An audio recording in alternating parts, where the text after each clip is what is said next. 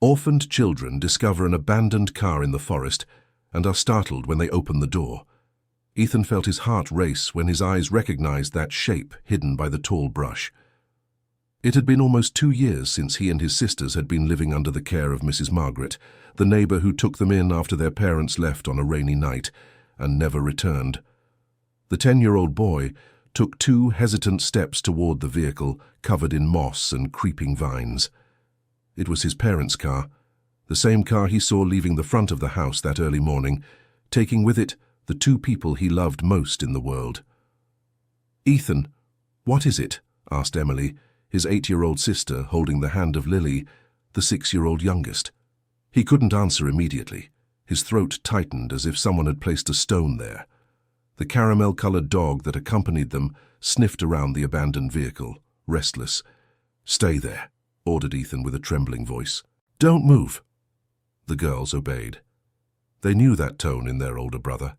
It was the same tone he used when something very serious was happening and they needed to trust him without asking questions. Ethan walked slowly over the uneven ground. His bare feet felt every stone, every branch, every wet leaf on the forest floor. The air there was different, heavy, laden with a humidity that clung to the skin and lungs. He reached out and touched the car's bodywork. The metal was cold and covered in a green layer of slime that had accumulated over the months. With the sleeve of his worn shirt, he wiped the driver's side window. The interior of the vehicle was dusty, with dry leaves scattered across the dashboard. But it was something else that caught his attention. In the back seat there was a suitcase. A brown leather suitcase that he would recognize anywhere, because it was the same one his mother carried every time they went to visit someone important. "Ethan!" Emily's voice reached him, filled with worry. "What are you doing?" He didn't answer. His hands trembled as he pulled the rusty handle. The door resisted at first, but then gave way with a creak that echoed through the silent woods. A smell of mold and old things invaded his nostrils. Dear listener, if you're enjoying the story, please take a moment to like and especially subscribe to the channel. It helps us a lot as we're just starting out, now continuing.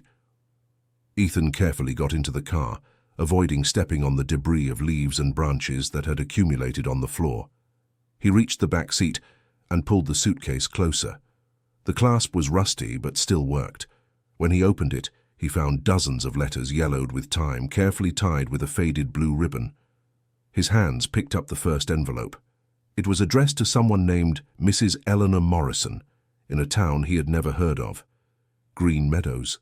The sender was his mother, Mary Grace Carter. The boy carefully opened the letter so as not to tear the fragile paper. The handwriting was his mother's, he was sure. He knew that neat penmanship from seeing it so often on the notes she left on the refrigerator when she went to the market. The first words took his breath away. "Dear Mother, I know you don't want anything more to do with me, but I need to try one more time. The children are growing up and I don't want them to live without knowing their own grandmother. It's been so many years since that night you sent me away. I was so young, Mother. So scared. And now I understand so many things I didn't understand before." Ethan felt tears streaming down his face before he even realized he was crying. He had a grandmother who was alive somewhere, a grandmother his mother had never mentioned. "Ethan!" Emily's voice was closer now. The girls had approached, disobeying his order. "Why are you crying?" He looked at his sisters through the tears. Emily was serious, with that expression of someone who had already seen too much for her age. Lily, the youngest, had eyes wide with fear, not understanding what was happening. "This is Mom and Dad's car," said Ethan, his voice breaking mid-sentence. Emily's eyes widened. Lily squeezed her older sister's hand tightly. "What do you mean?" asked Emily. "What is their car doing here?" Ethan had no answer for that. He looked at the suitcase full of letters, at the documents scattered at the bottom, at the old black and white photographs showing people he had never seen. "I don't know," he admitted, "but I think we need to find out." The caramel-colored dog, whom everyone called Spark because of his golden coat that shone in the sun, barked once as if agreeing with the boy. He was beside the girls, always vigilant, always protective, as if he understood that his role in that makeshift family was to keep the children safe. Ethan got out of the car carrying the suitcase. It was too heavy for a boy his age, but he refused to leave it there. That suitcase held secrets that could change everything for them. The walk back to Mrs. Margaret's house was silent. The three children walked in a line, with Ethan in front and Lily in the middle, protected on both sides. Spark trotted beside them, stopping now and then to sniff something on the path before continuing. Mrs. Margaret was sitting on the porch when they arrived. She was a 73-year-old woman with white hair tied in a loose bun and wrinkled hands that trembled slightly when she held her coffee cup. She had been a friend of the children's mother for many years, and when the couple disappeared that fateful night, it was she who opened the doors of her simple home to the three little ones. "Good heavens!" she exclaimed when she saw Ethan carrying the suitcase. "Where did you find that?" Ethan placed the suitcase on the porch floor. He looked at the woman with a mixture of hope and distrust that she had never seen in those brown eyes. "We found Mom and Dad's car," he said. "It was hidden in the bushes, near the big creek." Mrs. Margaret's face lost its color. She rose from the rocking chair with a speed that didn't match her age and approached the suitcase as if it contained something dangerous. Did you open it?" she asked, her voice faltering. "I did," replied Ethan. "And I found the letters, Mrs. Margaret. Letters my mother wrote to someone named Mrs. Eleanor, my grandmother." The silence that followed was so heavy that even Spark stopped moving. Mrs. Margaret closed her eyes for a moment, and when she opened them again there were tears in them. "I promised," she whispered. "I promised your parents I would never tell." Ethan felt a wave of heat rise in his chest. It was anger, an anger he didn't know he was capable of feeling toward this woman who had been so good to them. "Tell what?" he asked, his voice harsher than he intended. "That we have a grandmother somewhere, that my mother ran away from home. Why? Why did you hide this from us?" Mrs. Margaret sat down again, as if her legs could no longer support her. She looked at the three children, dirty with earth, barefoot, in clothes that had seen better days, and her heart ached in a way she couldn't explain. "Sit here, my boy," she said, pointing to the porch step. "You too, girls. It's time you knew the truth." Emily sat beside Ethan, pulling Lily onto her lap. The dog lay at their feet, as if sensing he needed to be nearby. "Your mother," began Mrs. Margaret, her voice heavy with old memories, "was a very beautiful and very stubborn young woman. She grew up in Green Meadows in a big house with servants and everything. Her mother, Mrs. Eleanor, was a very strict woman, very traditional, one of those who believed a girl from a good family had to follow certain rules." "And what happened?" asked Emily, curious despite her sadness. "Your mother met your father when she was 17. He worked as a helper on a neighboring farm. He was poor, very poor. He had nothing but his name and a good heart. But he and your mother fell in love in a way I've never seen before." Ethan swallowed hard. He remembered the way his parents looked at each other. Even in hard times, even when there was no money to buy bread, they always seemed to understand each other with just a glance. "Mrs. Eleanor didn't accept it," continued Mrs. Margaret. "She wanted your mother to marry the son of a wealthy farmer in the area. When she found out Mary Grace was expecting a baby from the farmhand, she lost her mind." Lily didn't understand everything being said, but she felt it was something sad. She squeezed Emily's arm tightly. "Mrs. Eleanor threw your mother out of the house that very night," said Mrs. Margaret, tears streaming down her wrinkled face. "She said she no longer had a daughter, that Mary Grace was dead to her." Ethan felt as if someone had punched him in the stomach. His mother had been thrown out of her home because of his father, because she was pregnant with him. "And that's why they came here?" he asked. "They came here with only the clothes on their backs and nothing else," confirmed Mrs. Margaret. "I met your mother when she showed up at the church door, 7 months pregnant, with nowhere to stay. I rented them that little room in the back of my house, and they stayed there until they could get on their feet." Emily looked at the suitcase full of letters. "But Mom kept writing to Grandma," she said. "Why?" "Because your mother never gave up," answered Mrs. Margaret. "She loved her mother despite everything. She wrote letters every month, telling her about your lives, sending photographs. But the letters always came back, unopened. Mrs. Eleanor refused to read them." Silence fell heavily on the porch again. Ethan looked at his sisters, at the dog, at the dirt road stretching beyond the old fence. He thought of all the days he missed his parents, All the nights he cried in secret so his sisters wouldn't see, all the weight he had carried on his shoulders since he became the man of the house at just 8 years old. "Mrs. Margaret," he said, his voice steady despite the whirlwind of emotions, "where is Green Meadows?" She hesitated. She knew that look in the boy's eyes.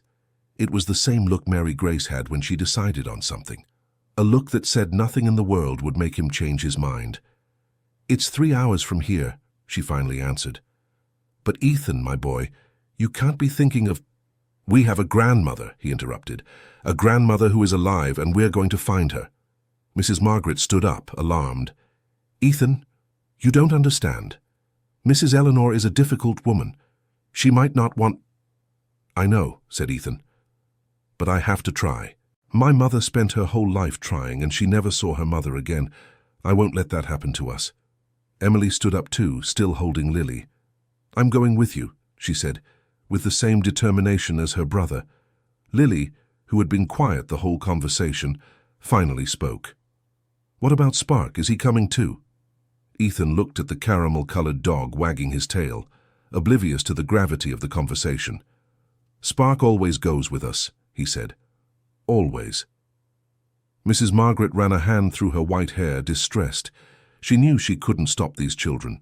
They had already lost everything once, and now they had discovered there was a chance, however small, to have a family again. "Promise me one thing," she said, taking Ethan's hands. "Promise me you'll be careful. And that, if things don't work out, you'll come back. This house will always be yours." Ethan nodded. He had no way of knowing in that moment that keeping that promise would be much harder than he imagined. That night, the children couldn't sleep. Ethan sat on the floor of the room he shared with his sisters and spread the letters around him like pieces of a puzzle. There were so many. Some dated from before his birth, others were from just a few months before their parents' disappearance. Emily approached and sat beside him. Lily had already fallen asleep in the small bed, clutching a piece of cloth that had belonged to their mother. "What do the letters say?" asked Emily in a low voice. "Many things," replied Ethan. "Mum wrote about us, about the day I learned to walk, about you losing your first tooth, about Lily being born on a stormy night." Emily smiled sadly. She wanted Grandma to know us. "She really did," confirmed Ethan. "And look at this." He showed his sister a photograph. It was a black and white image of an elegant woman, with dark hair styled in a sophisticated updo, standing in front of a large house with a well-kept garden. On the back of the photograph was a note in their mother's handwriting. "My mother on the porch of the house, 1975. She looks serious," observed Emily. "She looks sad," corrected Ethan. "Look at her eyes. They look like Mom's eyes." Emily studied the photograph for a few more seconds. There was something familiar about that face, something she couldn't quite define. "Do you think she'll like us?" she asked. Ethan put the photograph back in the envelope. "I don't know," he admitted, "but we won't know if we don't try."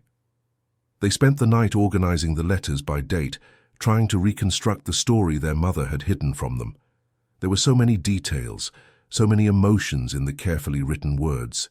Mary Grace spoke of longing, of regret, of the wish for her mother to meet her grandchildren before it was too late. When the sun began to lighten the horizon, Ethan had a plan. They would go to Green Meadows, find the house in the photograph, and talk to their grandmother. If she rejected them, at least they would have tried. At least they would know they had done everything they could. Mrs. Margaret appeared in the doorway with a tired expression. She hadn't slept either, worried about what the children were planning. "You're really going to do this?" she said. It wasn't a question. Ethan stood up and looked at her. "We are," he replied. "But you can help us, Mrs. Margaret. You know the way." She sighed. She went to the kitchen and returned minutes later with a paper on which she had drawn a simple map with the names of the roads and landmarks. "You'll follow this dirt road until you reach the paved highway," she explained, pointing at the map. "Then you'll turn right and go for about 2 hours. You'll pass through a little town called High Ridge. After that, it's another hour to Green Meadows." Ethan memorized every detail of the map. He knew the journey would be long and difficult, especially with his younger sisters and no money for transportation. "How are we going to get there?" asked Emily, worried. "We can't pay for a bus." Mrs. Margaret reached into her apron pocket and pulled out some crumpled bills. "I was saving this for an emergency," she said. "It's not much, but it will be enough for you to get something to eat on the way." Ethan hesitated to take the money. He knew Mrs. Margaret lived on very little, that every penny made a difference to her. "You need this," he said. "You need it more," she replied, placing the money in his hands. "And don't look at me like that, boy. I'm too old to waste money on nonsense anyway." Lily woke up to the commotion and sat up in bed, rubbing her eyes. "Are we going on a trip?" she asked, still sleepy. "Yes, Princess," replied Ethan. "We're going to meet our grandmother." Lily's face lit up. She had heard stories about grandmothers at other children's houses, about women who baked cakes and told stories before bed. The idea of having a real grandmother seemed like a dream too good to be true. "Will she bake a cake for us?" asked Lily. Ethan felt his heart tighten. He couldn't promise anything. He didn't know what they would find. But he looked at his little sister with all the love he felt and said, "Who knows, right? We'll find out." They set out the next morning, before the sun grew too strong. Mrs. Margaret walked them to the fence that marked the edge of her property, hugging each of them tightly, as if afraid she might never see them again. "Send me news," she asked, tears streaming down her face. "Whatever happens, you send me news." "We will," promised Ethan. "And we'll come back, Mrs. Margaret. You're our family too." She waved as the children walked away down the dirt road. Spark trotted beside them, stopping now and then to look back, as if wanting to make sure they were going the right way. The walk was slow at first. Lily couldn't walk very fast with her short little legs, and Ethan had to carry her on his back several times. Emily walked beside her brother, carrying the suitcase with the letters and documents they had found in the car. The sun was high when they stopped to rest in the shade of a large tree. Ethan shared a piece of bread that Mrs. Margaret had prepared for them, making sure his sisters ate more than he did. "You need to eat too," complained Emily, noticing what he was doing. "I'm older," said Ethan. "I can last longer." Emily didn't reply, but she broke half of her piece and put it in her brother's hand. "We're a team," she said. "Either everyone eats the same or no one eats." Ethan looked at his sister with a mix of pride and gratitude. Emily had matured a lot in the last 2 years. She had stopped being just a little girl and had become a true partner in the daily struggle for survival. They kept walking all afternoon. The dirt road eventually gave way to a paved highway, exactly as Mrs. Margaret had described on the map. Cars sped by, and Ethan kept his sisters on the shoulder, away from danger. When the sun began to set, they were still far from any town. Lily's legs couldn't take it anymore, and even Emily was showing signs of extreme tiredness. "We need to find a place to sleep," said Ethan, looking around. The landscape was open fields, with a few scattered trees and barbed wire fences marking property boundaries. There were no houses in sight, nor any sign of civilization. "There," pointed Emily, "under that bridge." Ethan looked in the direction she indicated. There was a small bridge crossing a dry creek, and underneath it was enough space for the 3 of them to take shelter. "It'll have to do," he said. They carefully climbed down the embankment and settled under the bridge. The ground was hard dirt and there were some scattered stones, but it was better than sleeping out in the open. Lily nestled between her siblings, using the suitcase as a pillow. Spark lay at their feet, ears alert to any suspicious sound. "Ethan," whispered Emily when Lily had already fallen asleep. "What if Grandma doesn't want us?" The question hung in the air for a few seconds. Ethan looked at the stars beginning to appear in the dark sky. "Then we go back to Mrs. Margaret's house," he answered, "and keep living the way you were living." "But you wanted so badly to find her," said Emily. "I saw your face when you read those letters." Ethan sighed. He had spent so many months trying to be strong for his sisters that he had forgotten what it was like to let someone see his vulnerability. "I wanted to find a family," he admitted. "A real family, a place where we belong." Emily held her brother's hand. "We already are a family," she said. "You, me, and Lily, and Spark. We don't need anyone else." Ethan squeezed her hand back. "I know," he said. "But it would be nice to have more people on our side, wouldn't it?" Emily didn't answer. She closed her eyes and let the fatigue take over her body. Within minutes she was asleep too. Ethan stayed awake a while longer, listening to the sounds of the night and thinking about everything that had happened. He thought about his parents, the abandoned car, the unopened letters, the grandmother who had rejected her own daughter. He thought about what he would say when he finally stood before her, the words he would choose, the arguments he would use to convince her to give her grandchildren a chance. When he finally slept, his dreams were filled with images of his mother writing letters by candlelight, his father working the land to support the family, and a large house with a well-kept garden where an elegant woman waited on the porch. The next day began with an unpleasant surprise. The sky that had been clear during the night was now covered with dark, threatening clouds. The wind had picked up, and there was a smell of rain in the air. "We need to find better shelter," said Ethan, looking at the sky with concern. They climbed the embankment and continued down the road, walking as fast as they could. Lily was still tired from the previous day's walk, but she did her best to keep up with her siblings. The rain began as a fine drizzle, almost imperceptible, but within minutes it turned into a violent downpour that soaked the children to the bone. "Run!" shouted Ethan, holding Lily's hand. They ran down the road looking for any place where they could take shelter. The rain was so heavy they could barely see a few meters ahead. Thunder rumbled in the sky, making Lily scream in fear. It was Spark who found the shelter. The dog barked and ran toward a structure Ethan hadn't seen before. It was a kind of abandoned shed, with half the roof collapsed, but it still offered protection from the worst of the storm. They ran inside and huddled in the driest corner they could find. Lily was trembling from cold and fear, her lips beginning to turn blue. "We need to get her out of these wet clothes," said Emily, worried. Ethan looked around, searching for anything that could help. There were some burlap sacks stacked in a corner, left there who knows how long ago. He grabbed two and brought them to his sisters. "Use these to cover up," he said. "It's not ideal, but it will help keep in the warmth." Emily helped Lily out of her soaked dress and wrapped her in the burlap sacks. The girl was still trembling, but color slowly returned to her face. The storm lasted for hours. Ethan sat near the entrance of the shed, watching the rain fall in dense curtains, thinking about how they would continue the journey with Lily in that state. When the rain finally let up, it was almost night again. Lily had fallen asleep in Emily's arms, but her breathing was different, heavier, more labored.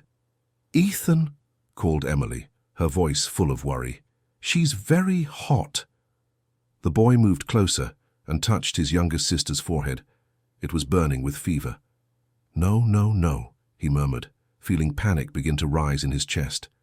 Lily had gotten sick, and they were in the middle of nowhere, without medicine, without help, not knowing what to do. "What do we do?" asked Emily, tears beginning to stream down. Ethan swallowed his fear and tried to think. Mrs. Margaret had taught him a few things about caring for the sick. Cold water to bring down a fever, rest, fluids.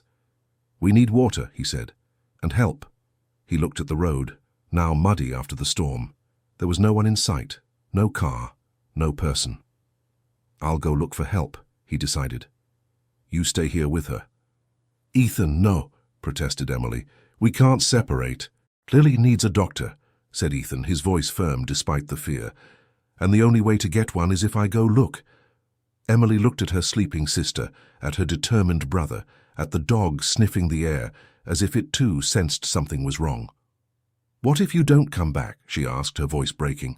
Ethan crouched down and looked into his sister's eyes. "I always come back," he said. "Always. You know that." He kissed Lily on the forehead, another kiss on Emily's cheek, and ran off down the muddy road, praying to find help in time. Ethan ran for over an hour, ignoring the pain in his legs and the lack of air in his lungs. The road seemed endless, and darkness was taking over everything around him. Just as he was beginning to lose hope, he saw a light in the distance. It was faint, flickering, but it was definitely a light. He gathered the last of his strength and ran toward it. It was a small, simple house with a lamp lit on the porch. An old dog barked as Ethan approached, but didn't come forward, just watched curiously. The door opened and a woman appeared. She must have been about 70, with grey hair pulled into a long braid and an apron stained with flour.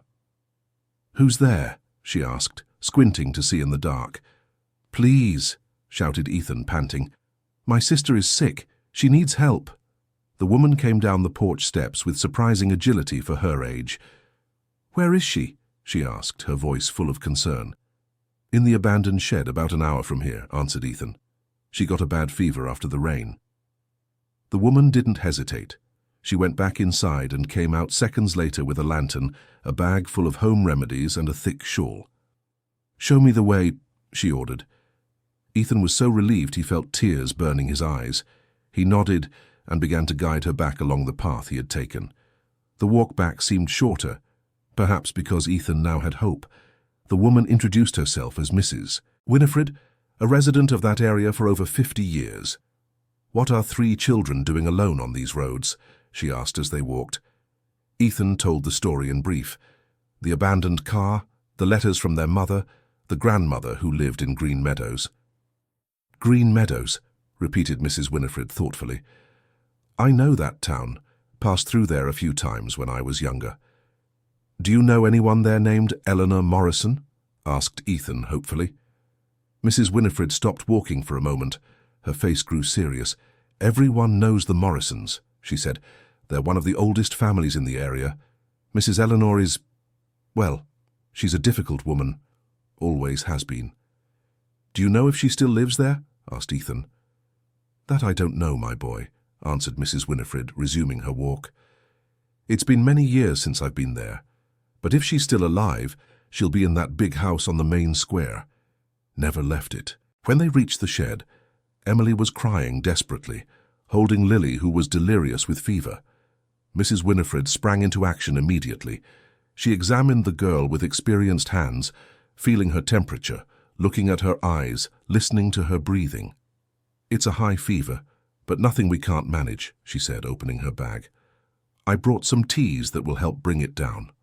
She prepared a mixture of herbs in a bit of water she had brought in a canteen and helped Lily drink it slowly. The girl moaned but swallowed the bitter liquid. "Now she needs to rest," said Mrs. Winifred. "But not here. My house is an hour away, but I have a cart. You'll come with me." Ethan was at a loss for words to thank her. He just nodded, unable to express the gratitude he felt. Mrs. Winifred went back to fetch the cart and an old donkey, who answered to the name Thunder. When she returned, Ethan and Emily carefully carried Lily and placed her on a layer of straw in the back of the cart. The journey to Mrs. Winifred's house was slow but comfortable. Lily slept the whole way, her breathing still heavy but less frightening than before. Mrs. Winifred's house was small but cozy. There were flowers in pots on the windowsills, embroidered curtains in the doorways, and a smell of good food coming from the kitchen. "I'll prepare a room for you," she said, "and then we'll have something to eat. You must be starving." Ethan and Emily looked at each other. They had found an angel on that dark road. For the next 3 days, Mrs. Winifred cared for Lily as if she were her own granddaughter. She prepared teas, broths, cold compresses, and stayed awake during the hardest nights when the fever seemed unwilling to break. Ethan and Emily helped where they could, doing small chores around the house, looking after Mrs. Winifred's old dog, feeding the chickens in the yard. Spark got along well with the house dog, and the two spent their afternoons sleeping together on the porch. On the 3rd day, Lily woke up without a fever. Her eyes were clear again, and she asked for food, which Mrs. Winifred considered the best possible sign. "This girl is strong," she said, smiling at Ethan, "just like her brother." That evening, as the children ate vegetable soup at Mrs. Winifred's table, the conversation turned back to their destination. "So you're going to Green Meadows to find this grandmother," said Mrs. Winifred. "And what will you do if she doesn't want to see you?" Ethan stopped eating, his spoon suspended in the air. "We go back," he said. "Back to Mrs. Margaret's house." Mrs. Winifred nodded slowly. "And if she does want to see you, what do you hope will happen?" It was a question Ethan hadn't allowed himself to think about much. He was so afraid of being disappointed that he avoided building up expectations. I don't know," he admitted. "I just want her to know us. I want to tell her about my mother, about how she never gave up trying to make peace." Mrs. Winifred was silent for a moment, her eyes studying the boy's face. "I knew your mother," she said suddenly. Ethan nearly dropped his spoon. "How?" Many years ago, continued Mrs. Winifred, she passed through here once with a baby in her arms. She was going to visit her mother, she said. She was nervous, hopeful, afraid, all at the same time. Was the baby me? Asked Ethan, his heart racing. It must have been, replied Mrs. Winifred. You have the same eyes, the same determination in your gaze. She got up and went to an old cabinet in the corner of the room. From it, she took a wooden box decorated with hand-painted flowers. Your mother left this with me, she said, placing the box on the table. Asked me to keep it in case she ever needed it, said they were memories too important to risk losing. Ethan opened the box with trembling hands. Inside were more photographs, some letters, and a small gold ring with a blue stone. This ring was her grandmother's, explained Mrs. Winifred. Mrs. Eleanor gave it to your mother when she was a girl. It was the only thing your mother managed to take when she was thrown out of the house. Ethan picked up the ring and studied it under the lamplight. It was beautiful, delicate, with a shine that time had not managed to erase. Why did she leave this with you? Asked Emily. Because she was afraid, answered Mrs. Winifred. Afraid that something would happen, and these memories would be lost. She made me promise that if her children ever showed up, I should hand it over. Ethan carefully placed the ring back in the box. Did you know we would come? He asked. Mrs. Winifred smiled, a smile both sad and wise at the same time. I hoped, she said. Your mother spoke of you with so much love. She said her children were warriors, that they would fight for what was right, that they would never give up. Lily, who had stayed quiet listening to the conversation, spoke for the first time. Did Mommy know we would come? I think so, my child, replied Mrs. Winifred. Mothers always know these things. That night Ethan couldn't sleep. He sat on the porch looking at the stars, holding the box his mother had left behind. Spark came to lie at his feet, as if sensing the boy needed company. We're almost there, Spark, whispered Ethan. A little longer and we'll meet our grandmother. The dog lifted its head and looked at him with those intelligent brown eyes. Then it rested its snout on its paws again and sighed. Ethan sighed too. He thought about everything that had happened since they found the abandoned car. The discovery of the letters, Mrs. Margaret's revelation, the difficult journey, Lily's illness, the meeting with Mrs. Winifred. It was as if each step of the journey was connected to the next, as if there was an invisible thread guiding them to where they needed to go. He didn't believe in destiny, not after everything he had suffered. But at that moment, sitting on the porch of a stranger who had become a friend, he allowed himself a little hope. Maybe, just maybe, things would turn out all right in the end. The next morning, Mrs. Winifred prepared a hearty breakfast. There was homemade bread, guava jam, fried eggs, and fresh milk from the single cow she kept in the backyard. You need to eat well, she said, filling the children's plates.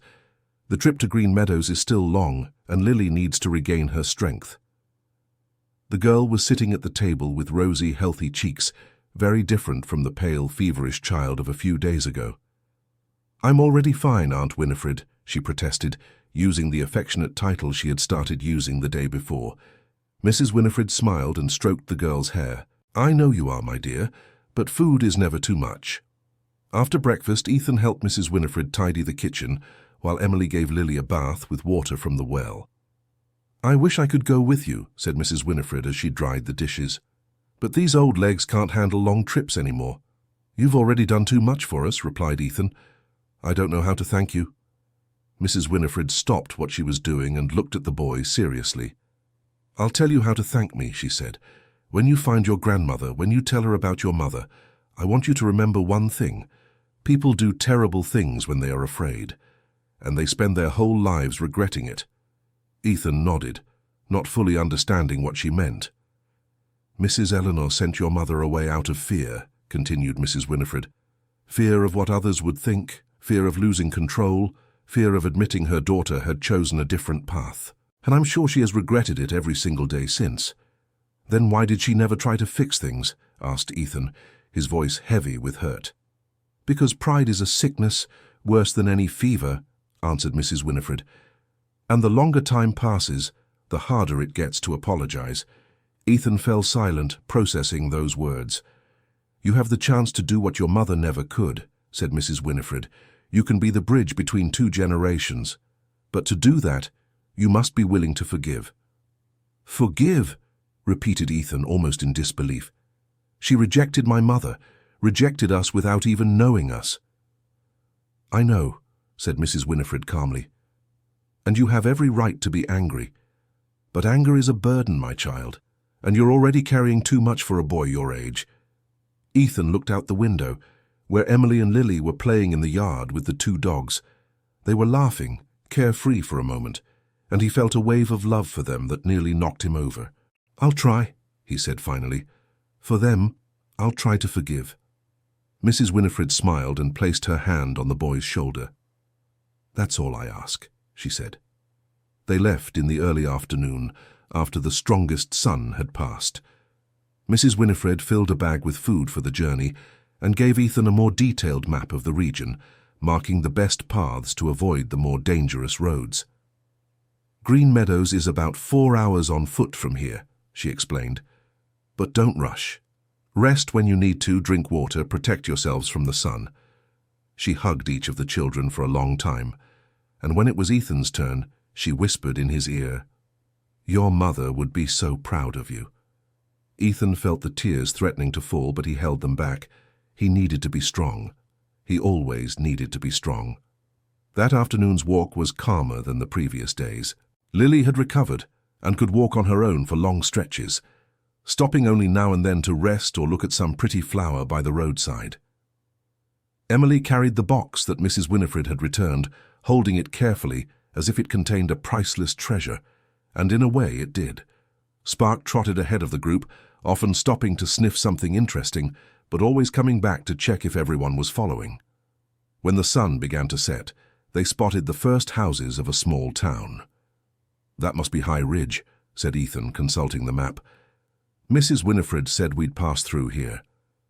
High Ridge was a small town, with a wide, dusty main street, a few shops, a church with a white steeple, and a square with a fountain that no longer worked. People looked at the 3 dirty, tired children with curiosity, but no one approached them.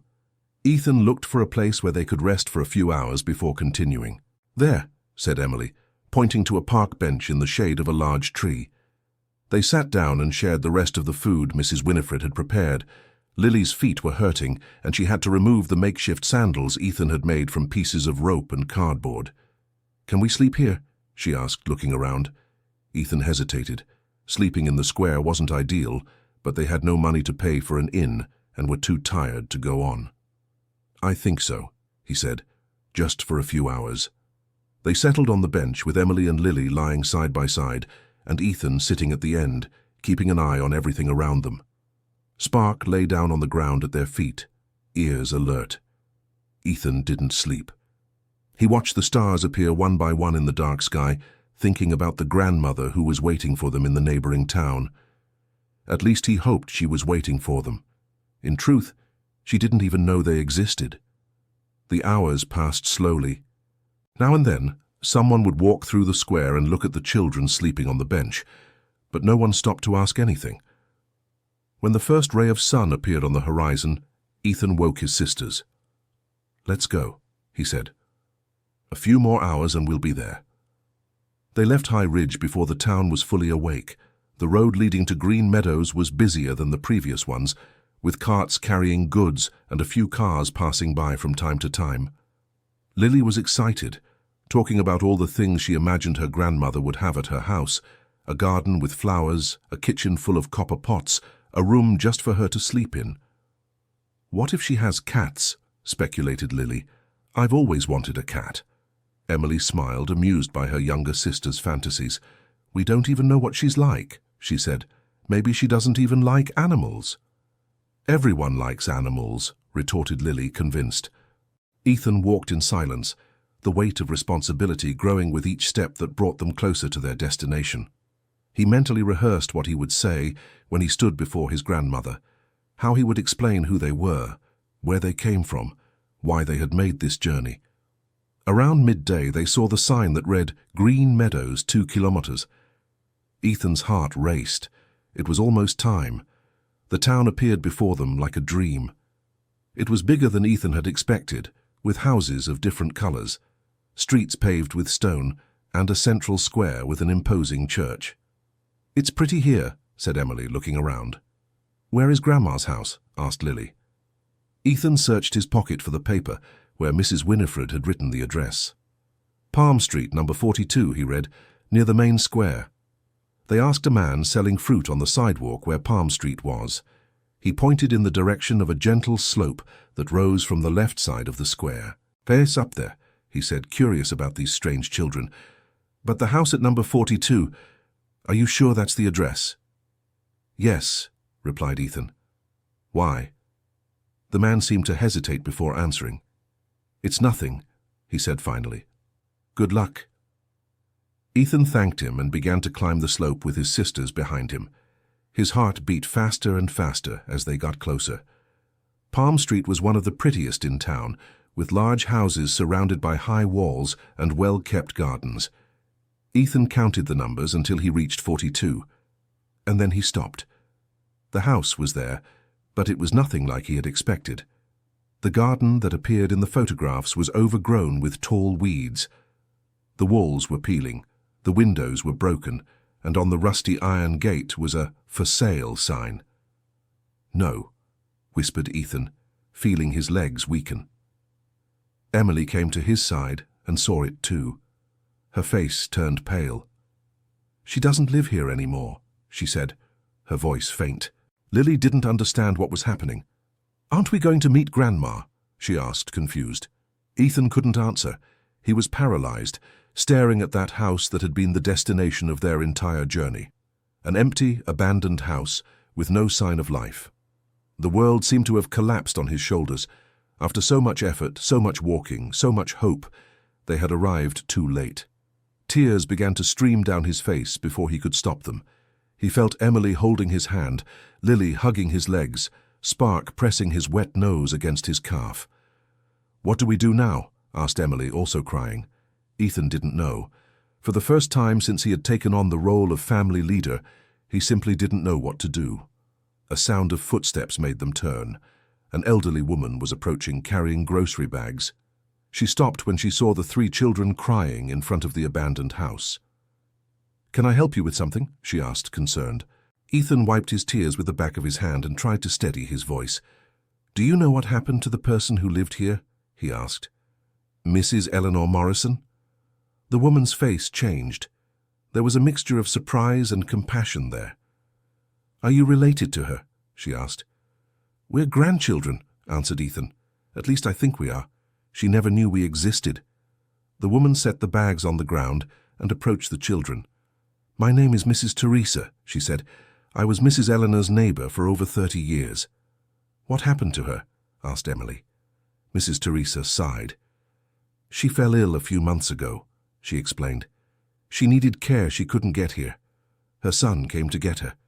Ethan felt as if someone had thrown a bucket of cold water over him. "Son?" he repeated. "Our grandmother has a son?" "Yes, she does," confirmed Mrs. Teresa. "Richard. He lives in a little town called Newville, about 2 hours from here. He took his mother to care for her there." Ethan and Emily looked at each other. They had an uncle they had also never met. "Do you know where Newville is?" asked Ethan, hope rekindling. "Yes, I do," replied Mrs. Teresa. "But, my dears, you look exhausted. Don't you want to rest a bit before you go on?" It was tempting. They were tired, hungry, emotionally drained, but Ethan shook his head. "We need to keep going," he said. "We've already waited too long." Mrs. Teresa seemed to understand. She gave them directions to Newville, explaining the roads and landmarks. "When you get there, look for Richard's woodworking shop," she said. "It's on the main street. You can't miss it." Ethan thanked her and prepared to leave. But before going, he needed to know one thing. "Mrs. Teresa," he said, "did you know my mother, Mary Grace?" The woman's face tightened with emotion. "I did," she answered, her voice choked. "She was a beautiful girl, full of life. I watched her grow up. And I saw her leave on that terrible night. I never forgot her crying, begging forgiveness from a mother who wouldn't listen." Ethan swallowed hard. "Do you think our grandmother regretted it?" he asked. Mrs. Teresa took a moment to answer. "I think," she said finally, "that Mrs. Eleanor spent all these years punishing herself for that decision. She was never the same after Mary left. She shut herself off from the world, stopped having visitors, started living alone in that big house. If that's not regret, I don't know what is." The children left Green Meadows with a new destination in mind. Newville was a 2-hour walk away, according to Mrs. Teresa. They had already walked much more than that during their journey. But Ethan felt something had changed. The discovery that they had an uncle brought new questions, new worries. Why had their mother never spoken about him? Why did the letters mention only their grandmother?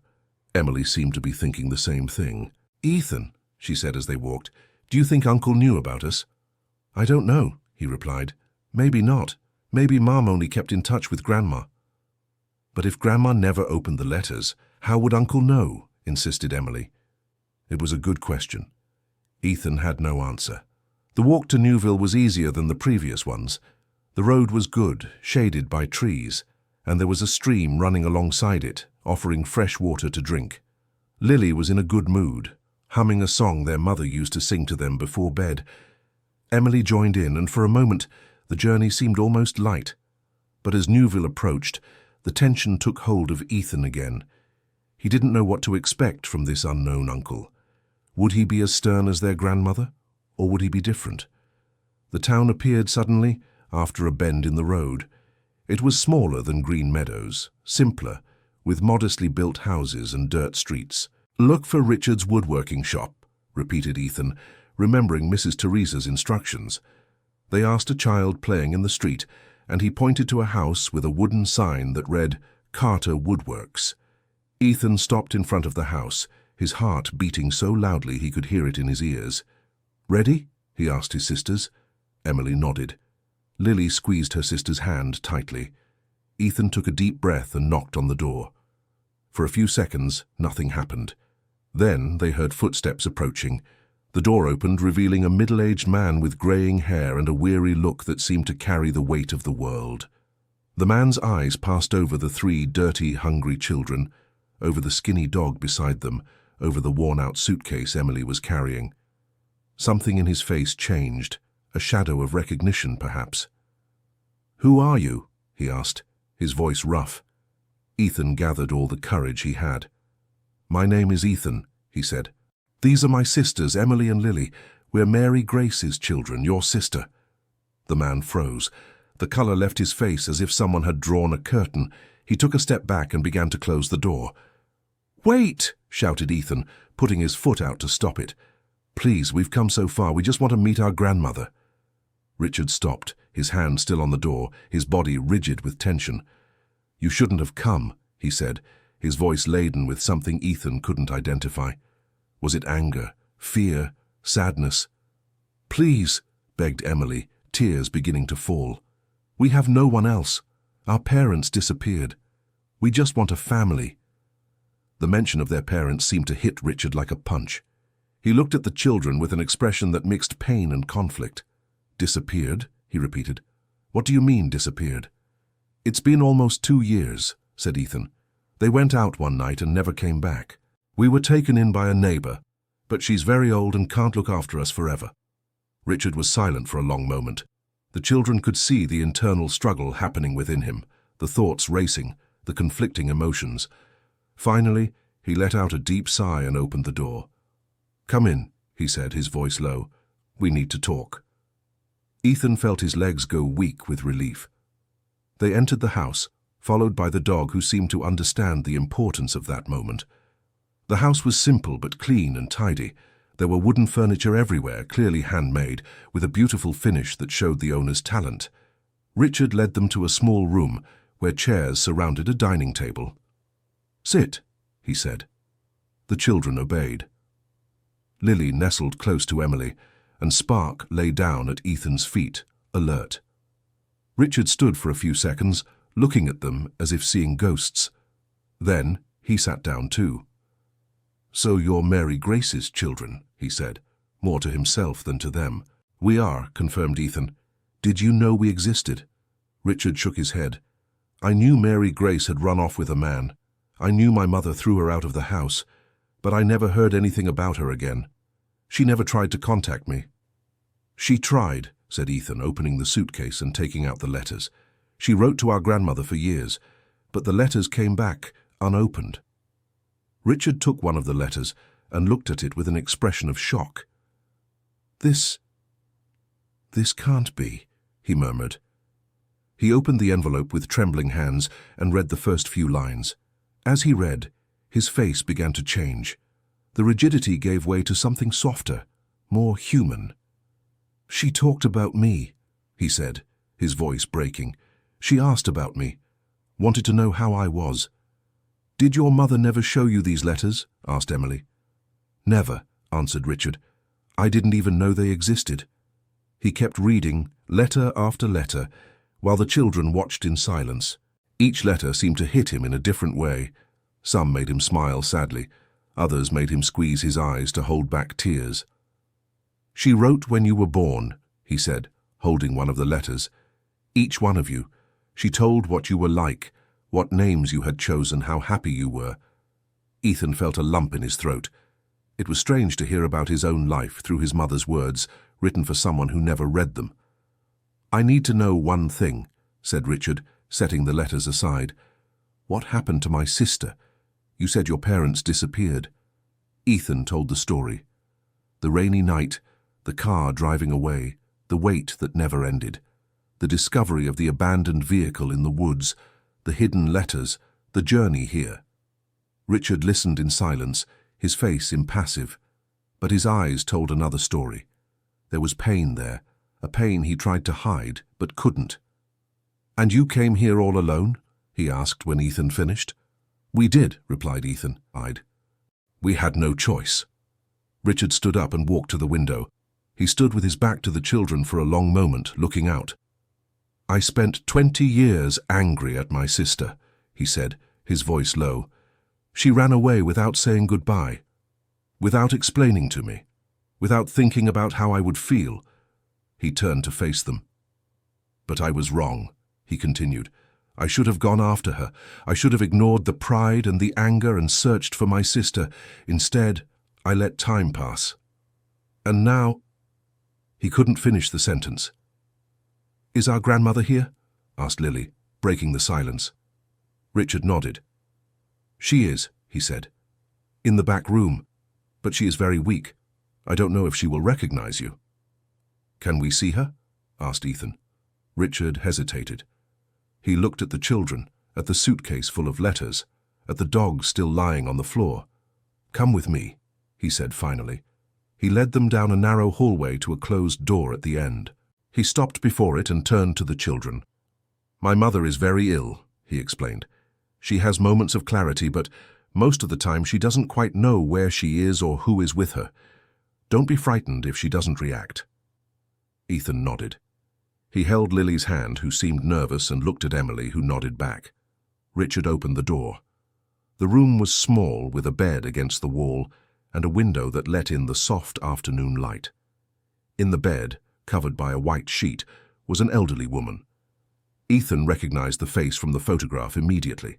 It was older, thinner, marked by time and illness, but they were the same eyes, the same features his mother had inherited. "Mother," said Richard quietly, "there are people here to see you." Mrs. Eleanor opened her eyes slowly. Her gaze wandered around the room until it found the children standing in the doorway. For a long moment, nothing happened. She just looked, not seeming to understand who those people were. Then something changed. Her eyes focused on Ethan's face, studying every detail, and suddenly tears began to stream down her wrinkled face. "Mary," she whispered, her voice weak and trembling. "Is that you, my daughter?" Ethan felt as if someone had ripped his heart from his chest. "No, Grandma," he said, his voice choked. "I'm Ethan, Mary's son, your grandson." Mrs. Eleanor stretched a trembling hand toward him. "Grandson," she repeated, as if the word were too strange to comprehend. Ethan stepped closer and took her hand. It was light, almost weightless, the skin thin as paper. "And these are my sisters," he said. "Emily and Lily, your granddaughters too." Mrs. Eleanor looked at each of the girls, the tears still falling. My granddaughters, she whispered. I have granddaughters. Emily stepped closer and took her grandmother's other hand. Mum talked about you a lot, she said. She wanted so much for us to meet. Mary Grace, said Mrs. Eleanor, the name laden with so many emotions it was impossible to decipher them all. Where is my Mary Grace? Ethan exchanged a look with Emily. It was the question he had feared since they entered that room. Mum, he began, but the words caught in his throat. Richard approached and placed a hand on his mother's shoulder. Mary isn't here, Mum, he said gently, but her children came to see you. Mrs. Eleanor seemed to understand, at least partially. She squeezed her grandchildren's hands with a surprising strength for someone so frail. I dreamed of this, she said. For so many years I dreamed, and now you are here. She looked at Ethan with an intensity that made him feel as if she were looking right through him. Forgive me, she said, her voice breaking. Please forgive me. I did so many things wrong. I lost so much time. Ethan felt tears streaming down his own face. I forgive you, Grandma, he said. I forgive you. That night the children slept at Richard's house for the first time. He fixed up a room that had been used for storage, cleaned everything, put makeshift mattresses on the floor. Tomorrow we'll sort things out better, he said. For now, rest. Ethan couldn't fall asleep right away. He lay in the dark, listening to his sisters breathing, thinking about everything that had happened. They had found family, not in the way they expected, not under the circumstances they imagined, but they had found it. A sick grandmother who cried with joy to see them, an uncle who carried old resentments but seemed willing to try. It was a beginning. It wasn't perfect, but it was a beginning. Spark curled up at Ethan's feet, sighing contentedly. The dog also seemed to sense that something had changed, that they had finally arrived where they needed to be. Ethan closed his eyes and, for the first time in a long time, slept in peace. The following days were an adjustment for everyone. Richard wasn't used to having children in the house, and the children weren't used to having an adult truly caring for them. There were frictions, misunderstandings, moments of tension. Richard was a man of few words, accustomed to solitude and hard work at the woodworks. He didn't know how to talk to children, didn't know how to express affection, but he tried. Every day he tried a little more. Ethan took on the task of helping around the house while Richard worked. He cleaned, cooked what he knew, looked after his sisters. It was what he had always done, after all. Emily spent hours in her grandmother's room, telling stories, reading aloud, keeping her company. Mrs. Eleanor had good days and bad days, but when she was lucid, she loved hearing about her grandchildren's lives. Lily was the one who adapted the quickest. She followed Richard everywhere, asking non-stop questions, curious about everything. What's that, Uncle? What's it for? Can I touch it? Richard, despite his serious appearance, couldn't resist the girl's energy. He began to teach her about wood, about the tools, about how to create beautiful things with her own hands. One afternoon, about 2 weeks after their arrival, Richard called Ethan for a talk in the workshop. Sit, he said, pointing to a wooden bench. Ethan obeyed, nervous. He didn't know what to expect. Richard was silent for a moment, working on a piece of wood with fine sandpaper. I know you've been looking after your sisters for a long time, he finally said. I know you had to grow up too fast. Ethan didn't answer. It was true. But you're still a boy, Richard continued. And boys need time to be boys. Ethan felt something tighten in his chest. I don't know how to just be a boy, he admitted. It's been so long since I've been the one responsible for them. Richard stopped sanding and looked at his nephew. I know, he said, and I want you to know you don't have to be that anymore.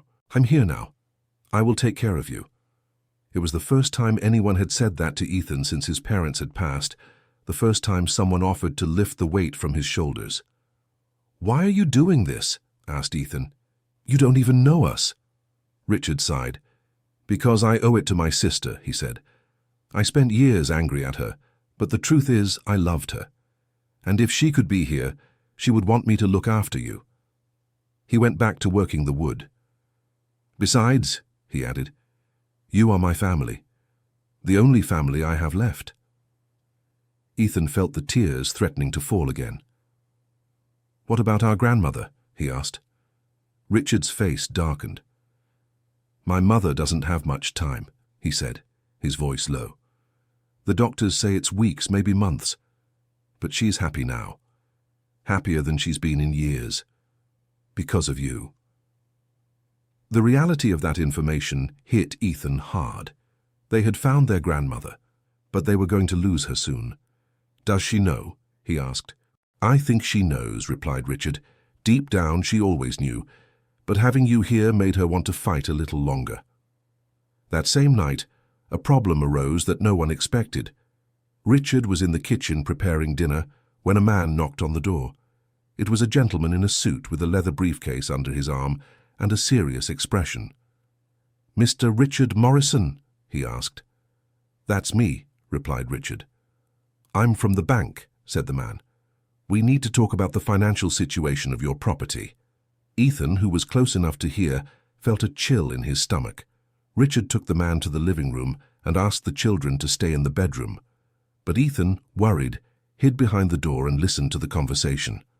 "You are 3 months behind on your loan payment," said the man from the bank. "If you don't settle the situation by the end of the month, we will be forced to take legal action." "I know," replied Richard, his voice tired. "It's been difficult months. My mother's illness, the medicine, the doctors. I couldn't keep up with the payments." "I understand," said the man, "but rules are rules. You have until the 30th to pay at least half of the debt. Otherwise, the house will enter into foreclosure proceedings." Ethan felt as if the ground had vanished beneath his feet. The house was mortgaged. If Richard didn't pay the debt, they would lose everything. The house, the woodworks, the only place they had to stay. After the man left, Ethan came out of hiding and went to the kitchen, where Richard was sitting with his head in his hands. "I heard," said Ethan. "I heard everything." Richard lifted his head, his face marked by worry. "You shouldn't have heard that," he said. "But I did," replied Ethan, "and I want to help." Richard gave a bitter laugh. "How are you going to help, son?" "We're talking about a lot of money. Money I don't have and don't know how to get." Ethan was silent for a moment, thinking, and then he remembered something. "The suitcase," he said. "In the suitcase we brought there were documents. I didn't look at all of them, but there were important papers." Richard looked at him, confused. "What kind of documents?" "I don't know," admitted Ethan. "But it's worth looking, isn't it?" They went to the room where the suitcase was stored. Ethan opened it and began searching through the letters and photographs. At the bottom, he found a plastic folder with documents he hadn't examined before. Richard took the folder and began leafing through the papers. His face changed as he read. "This is—" he began, but stopped, incredulous. "What is it?" asked Ethan.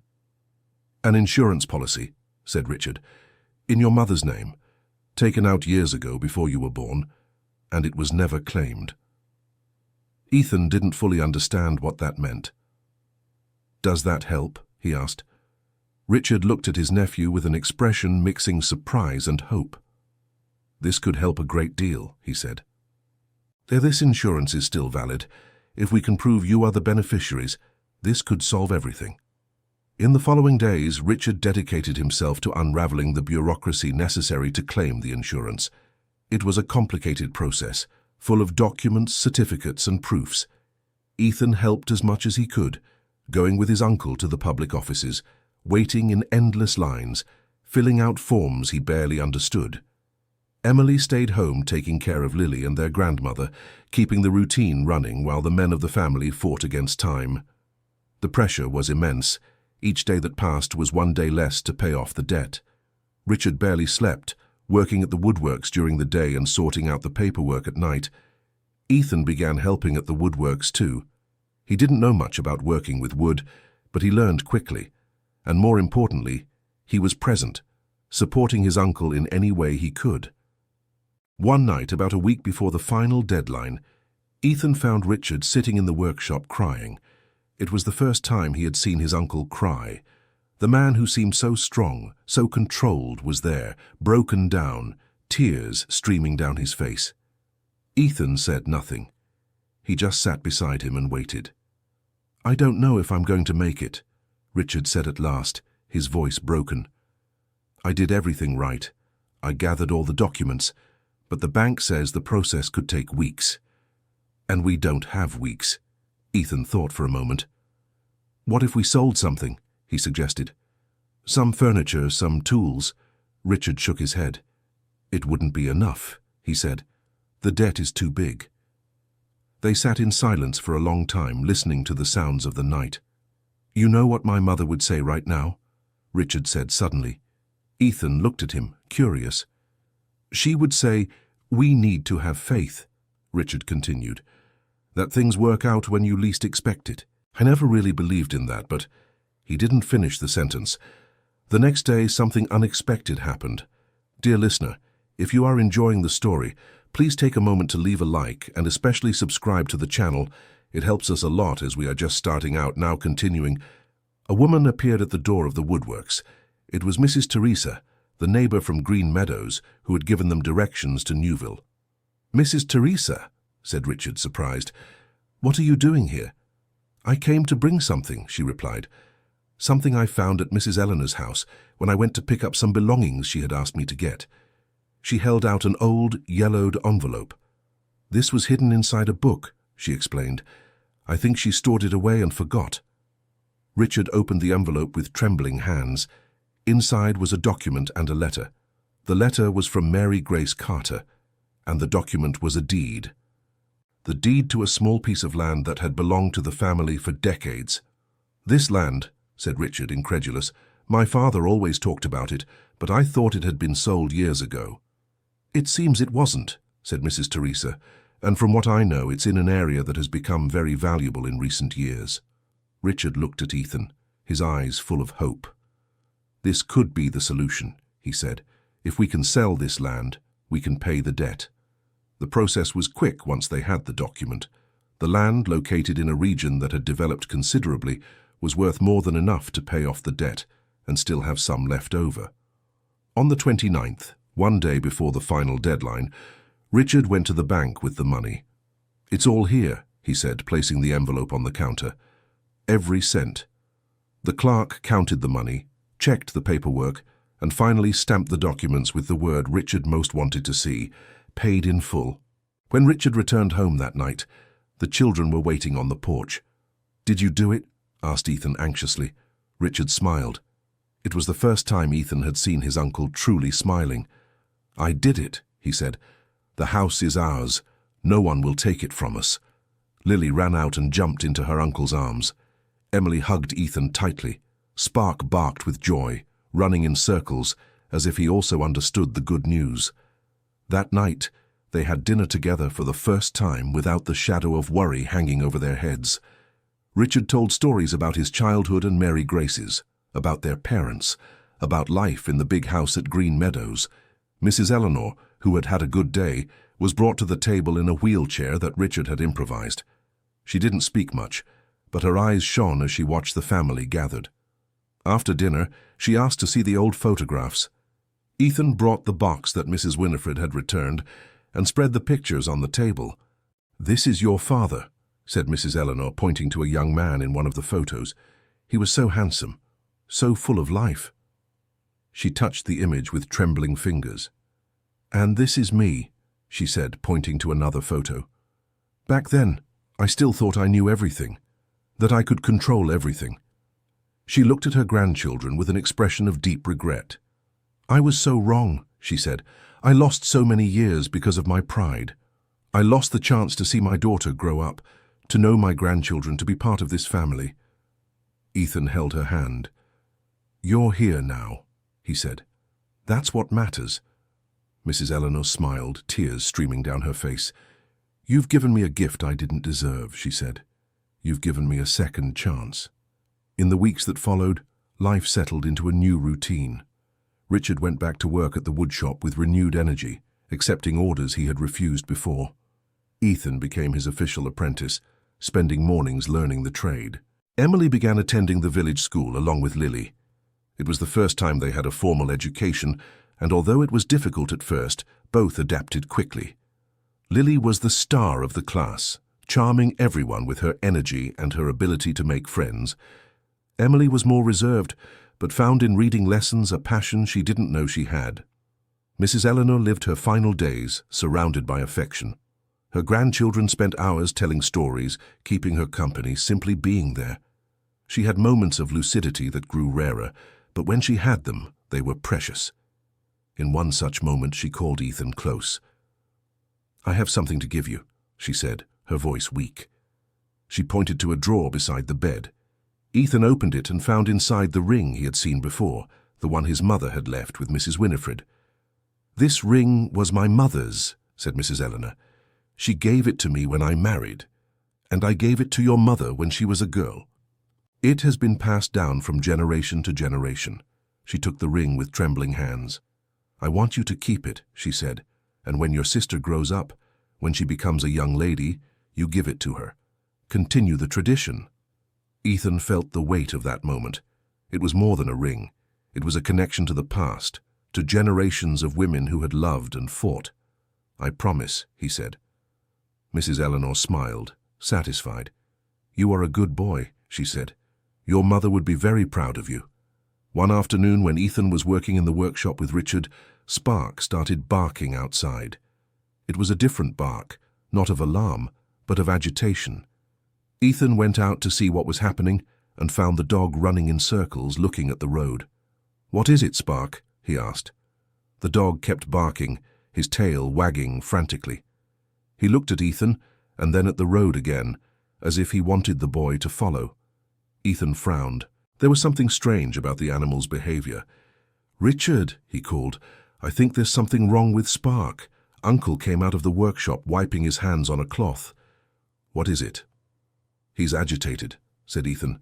"He wants me to follow him somewhere." Richard watched the dog for a moment. "Go see what it is," he said, "but don't go far." Ethan nodded and began to follow Spark, who trotted toward the village exit. The dog led him down a path he had never taken, through fields and fences, until he stopped before a large tree in the middle of a pasture. Under the tree, a woman was sitting. Ethan stopped, his heart racing. The woman had her back turned, her dark hair tied in a messy bun. She was looking at the horizon, motionless. Spark ran to her and sat by her side, wagging his tail. The woman turned her face. Ethan felt as if the world had stopped spinning. They were his mother's eyes, his mother's face. It was... "Mom?" The word came out as a whisper, almost inaudible. The woman stood up slowly. She was thin, tired, with deep, dark circles and worn-out clothes. But it was her. It was Mary Grace. "Ethan," she said, her voice breaking. "My son." Ethan couldn't move. His body was frozen, his mind unable to process what he was seeing. You're alive?" he asked, his voice trembling. "We thought you—" Mary Grace approached slowly, as if afraid to startle him. "I know," she said, tears streaming. "I know, my love, and I have so much to explain." She stopped a few steps away, waiting. "Can I hug you?" she asked. Ethan didn't answer with words. He ran into his mother's arms and hugged her with all his strength, crying as he hadn't cried in years. "You're here," he sobbed. "You're here. You're here." Mary Grace held her son, stroking his hair, whispering words of comfort. "I never meant to leave you," she said. "I never, ever meant to." They held each other for a time that felt like an eternity. Spark circled around them, barking happily. When they finally separated, Ethan had 1,000 questions. "What happened?" he asked. "Where were you? And Dad? Why did you leave us?" Mary Grace sat on the grass and motioned for Ethan to sit beside her. "It's a long story," she said. "And it's not a pretty one." She took a deep breath before continuing. "That night, your father and I left because we got a message. Someone said they had found a treatment for his illness, an experimental treatment in another state." Ethan was shocked. "Illness? What illness?" Mary Grace closed her eyes for a moment. "Your father had been sick for months," she said. "A lung disease. The doctors here couldn't treat it. We didn't want to tell you because we didn't want to scare you." Ethan felt as if someone had punched him in the stomach. "Was he dying?" he asked. He was very sick, confirmed Mary Grace. When we heard about this treatment, we decided to go immediately. We thought it would be quick, that we'd be back in a few days. But you didn't come back, said Ethan. The car broke down on the way, she explained. In the middle of nowhere, no phone, no help. Your father was getting worse. I had to leave the car and walk, looking for help. She paused, the memories clearly painful. I found a farm after walking for hours. They helped us, took your father to the nearest hospital, but she couldn't finish the sentence. The tears began to fall again. He didn't make it, said Ethan, understanding. Mary Grace shook her head. Your father fought, she said. He fought hard. He spent months in the hospital between treatments and recoveries. He had ups and downs, but in the end, his body couldn't take it anymore. Ethan felt tears streaming down his own face. When was it? He asked. 4 months ago, she replied. After he left, I fell into a kind of darkness. I couldn't think straight. I couldn't do anything. I spent weeks unable to move, not knowing how to get back to you. She held her son's hands. But I never forgot you, she said. Not for a second. You were the only thing that made me want to go on. And when I finally gathered my strength, I came. But how did you find us here? Asked Ethan. We weren't at Mrs. Margaret's house anymore. Mary Grace smiled faintly. I went there first, she said. Mrs. Margaret told me everything. About the car, about the letters, about your journey. She gave me the directions here. Ethan processed all of that. His father was gone, but his mother was alive. She was there, beside him, holding his hands. The girls, he said suddenly. Emily and Lily, they need to know. Mary Grace nodded. I know, she said. But I was afraid. Afraid of how you would react. Afraid that you wouldn't forgive me for taking so long. Ethan squeezed her hands. We thought you had abandoned us, he said. For a long time I thought you had just left us behind. Never, said Mary Grace, her voice firm. Never, my son. There is nothing in this world that could make me abandon you. They walked back together to Richard's house, with Spark running ahead as if announcing the arrival. When Emily saw her mother, she let out a shriek that echoed through the entire village. Lily, who was playing in the backyard, came running and jumped into Mary Grace's arms before she even fully understood what was happening. Mommy, Mommy, Lily cried, laughing and crying at the same time. Emily joined the hug, and for a long moment, the four of them stood there, embracing, crying, rebuilding bonds that time and distance had tried to break. Richard watched from afar, leaning against the workshop door. His face was serious, but his eyes were moist. When Mary Grace finally let go of her children, she looked at her brother. Richard, she said, her voice thick with emotion. He didn't move. Years of hurt, of resentment, of unanswered questions stood between them like an invisible wall. Why did you never come back? He asked, his voice hard. I tried, she replied, so many times. But I was afraid of not being accepted, afraid of being rejected again. And now? He asked. Why now? Mary Grace looked at her children, at the house, at the workshop her brother had built with his own hands. Because my children showed me it's worth trying, she said. They did what I didn't have the courage to do. They came here, faced everything, just to find family. She took a step toward her brother. I'm sorry, she said, for everything, for leaving, for not keeping in touch, for letting you take care of our mother alone. I was wrong, and I spent years punishing myself for it. Richard remained still, his face impassive. Mom is very sick, he said. I know, replied Mary Grace. The boys told me. She might not recognize you, he continued. I know that too. Richard was silent for a long moment.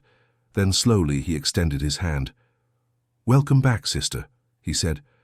Mary Grace took his hand and held it tightly. Thank you, she said, for taking care of my children, for giving them a home when I couldn't. Richard nodded. They're good kids, he said. You did a good job raising them. Mary Grace smiled, the tears still falling. They raised each other, she said. Ethan, especially. He took on a responsibility that wasn't his, and he never complained. He never gave up. She looked at her eldest son with a pride that made Ethan's heart swell. "He's the hero of this story," she said. "They all are." That night, Mary Grace went to her mother's room. Mrs. Eleanor was sleeping when she entered. Mary Grace sat by the bed and watched the aged face of the woman who had thrown her out of the house so many years before. "Hi, Mom," she whispered. Mrs. Eleanor slowly opened her eyes. She looked at her daughter for a long moment, expressionless. Then something changed. A flicker of recognition passed through her eyes. "Grace?" she whispered, her voice weak. "It's me, Mom," replied Mary Grace, tears streaming. "I've come back." Mrs. Eleanor reached out a trembling hand and touched her daughter's face. "My girl," she said. "My girl has come back." They cried together for a long time, decades of hurt and longing dissolving in tears. "Forgive me," pleaded Mrs. Eleanor. "Please, my daughter, forgive me." "I already have, Mom," said Mary Grace. "A long time ago." Mrs. Eleanor smiled, a faint but peaceful smile. "I waited so long for this moment," she said. "So long. And now you're here." "I'm here," confirmed Mary Grace. "And I'm not leaving again." In the following weeks, Richard's house was transformed. What was once a place of silence and loneliness was now full of voices, laughter, life. Mary Grace took over her mother's care, giving Richard a chance to rest a little. She spent hours by Mrs. Eleanor's side, telling stories, showing photographs, rebuilding a relationship that had been destroyed by pride. Ethan continued helping at the woodworks, but now with the lightness of someone who no longer has to carry the world on his shoulders. He was still the older brother, still looked after his sisters, but now he had adults he could rely on. Emily excelled at school, surprising her teachers with her intelligence and dedication. She discovered a talent for writing and began documenting the family's history in a notebook she had received as a gift from Richard. Lily was the joy of the house. She ran through the rooms, played with Spark in the backyard, asked questions about everything and everyone. Her energy was contagious, and even Richard, the most serious man alive, found himself laughing at her antics. Mrs. Eleanor had one last moment of full lucidity about a month after Mary Grace's arrival. That morning, she woke with clear eyes and a present mind. She asked to see the whole family gathered around the bed. They came one by one. Richard, Mary Grace, Ethan, Emily, Lily. Even Spark came into the room and lay down at the foot of the bed, as if he knew it was an important moment. "I want to thank all of you," said Mrs. Eleanor, her voice weak but firm, "for giving me the chance to know this wonderful family." She looked at each of them. "Richard, my son," she said, "you took care of me when I didn't deserve it. You stayed when everyone else left. I am so proud of you." Richard squeezed his mother's hand, unable to speak. "Mary Grace," she continued, "my girl, I hurt you in so many ways, and still you came back. Still you forgave me. That is more than I could ask for." Mary Grace kissed her mother's hand, tears falling. "And you three," said Mrs. Eleanor, looking at her grandchildren, "Ethan, Emily, Lily, you are the greatest gift I ever received. You taught me it's never too late to start over." She paused, gathering strength. "I want you to promise me one thing," she said. "Promise that you will take care of each other, that you will never let pride or anger separate this family. Promise that you will love each other no matter what happens." "We promise," said Ethan, speaking for everyone. Mrs. Eleanor smiled. "I can go in peace now," she said, "knowing my family is united, knowing you will be all right."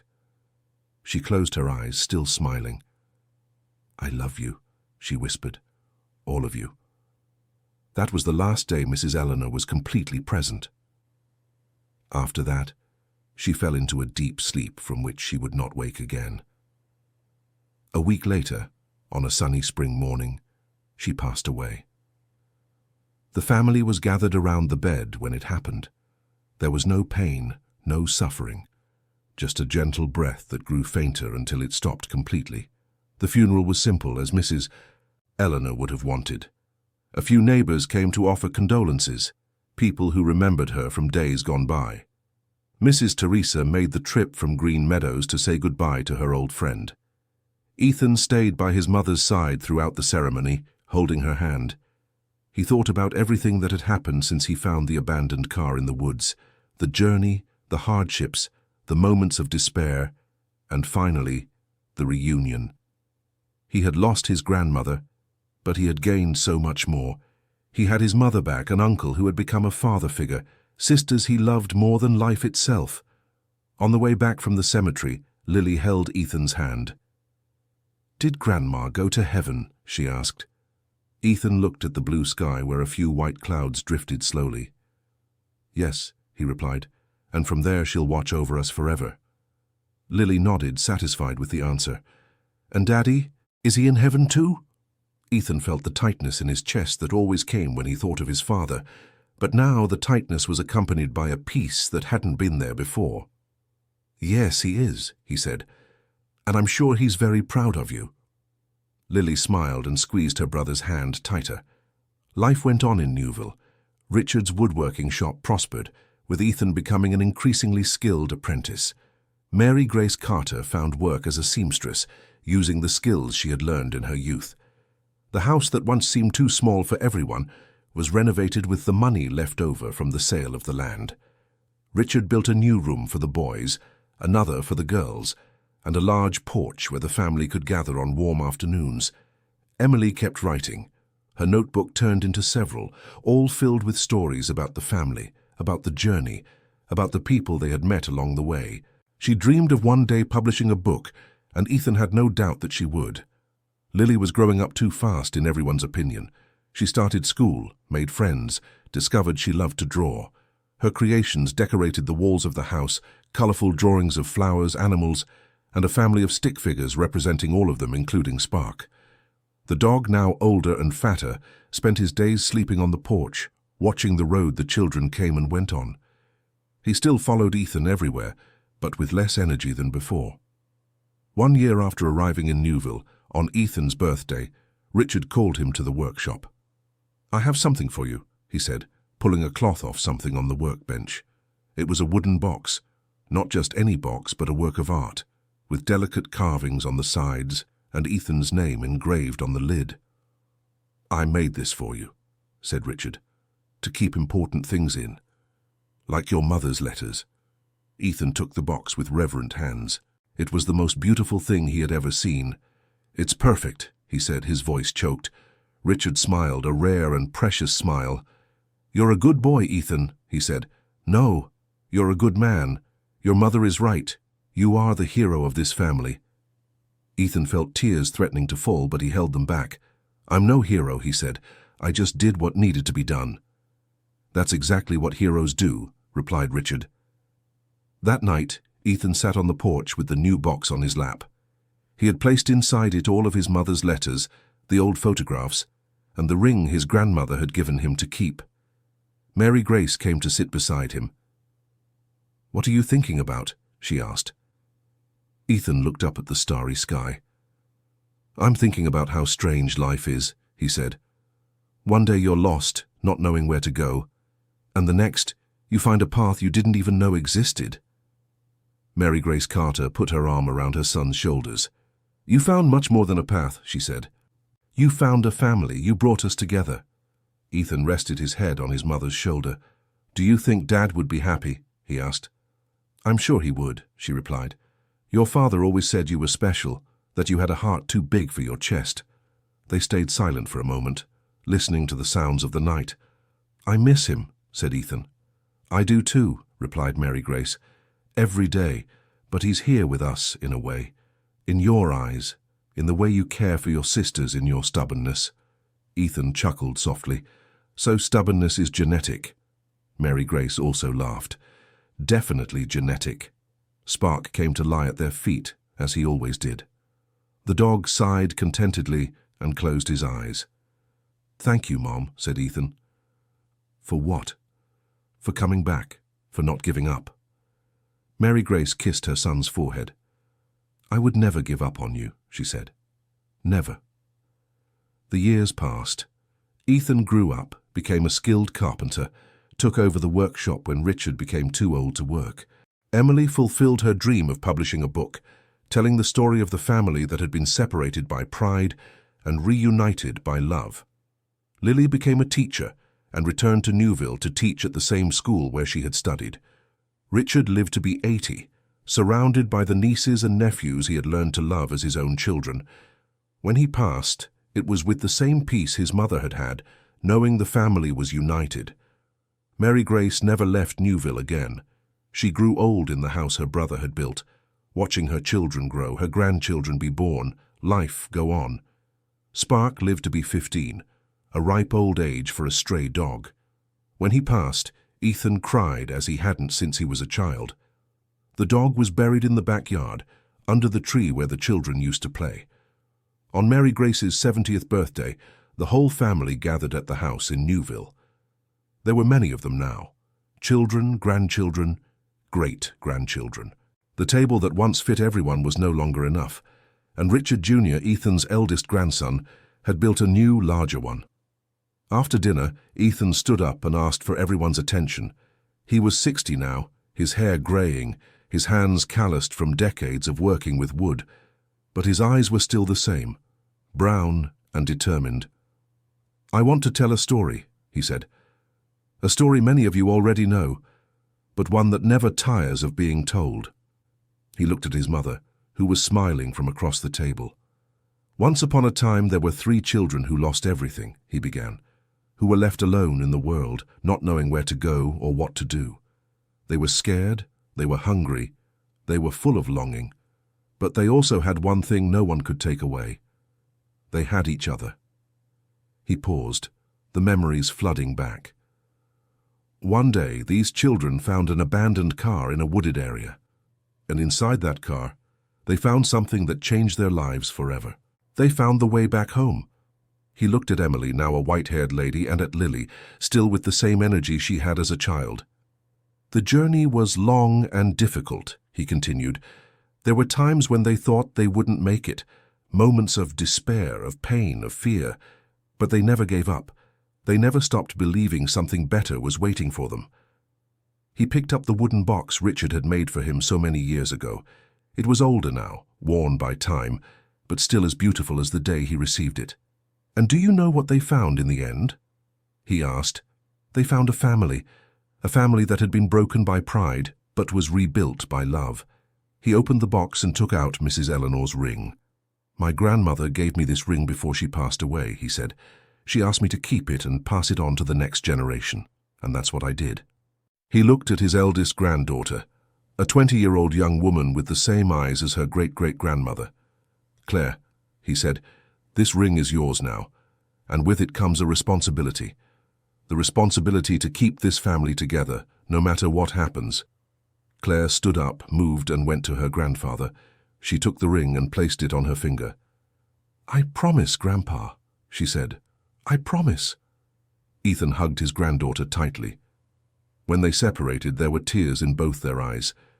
"This is our story," said Ethan, looking at everyone at the table. "A story of pain, of loss, of longing, but also a story of hope, of perseverance, of love." He raised his glass. "To the past that shaped us," he said. "To the present we live in, and to the future we are building. To family. To family," everyone echoed. That night, after the guests had left and the house was quiet, Ethan went out to the porch. The moon was full, illuminating the backyard where his children and grandchildren had played so many times.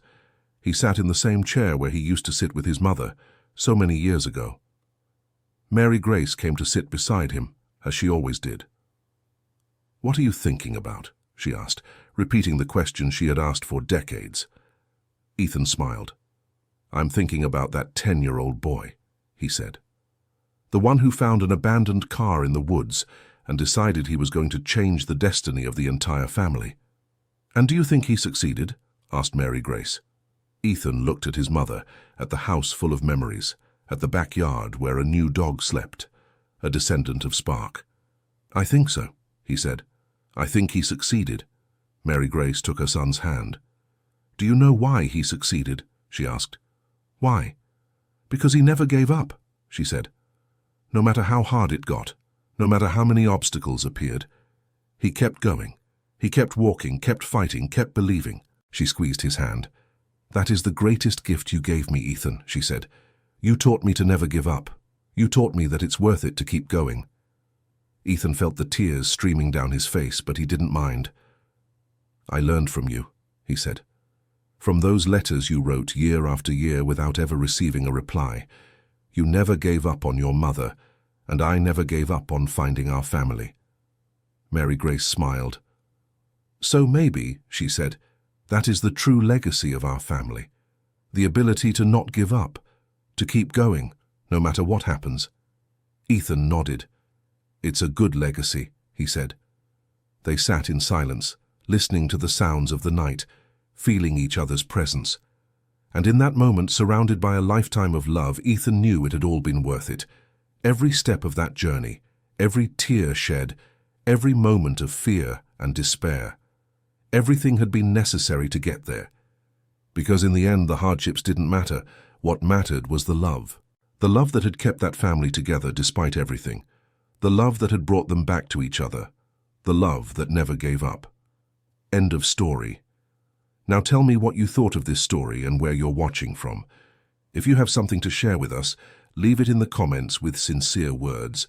Do you think the children were right to search for their family? We would love to read your opinion. Thank you so much for your company. Don't forget to leave your like, and most importantly, subscribe to the channel so you don't miss other emotional stories.